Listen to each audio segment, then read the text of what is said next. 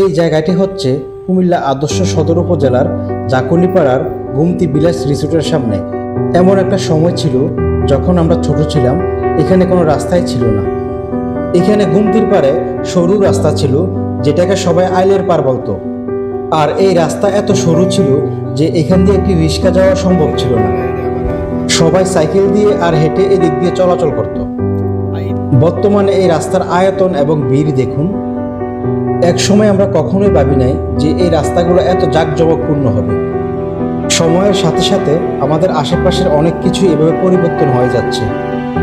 আমরা পুরনো স্মৃতিগুলো মনে করলেই বুঝতে পারবো এক সময় এখানে কি ছিল আর বর্তমানে কি। এইভাবে পরিবর্তন হয়ে যাচ্ছে আমাদের পুরো বাংলাদেশ।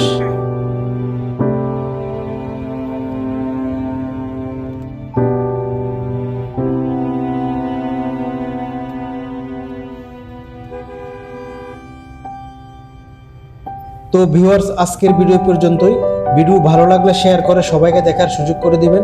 সবাই ভালো থাকবেন। আল্লাহ হাফেজ।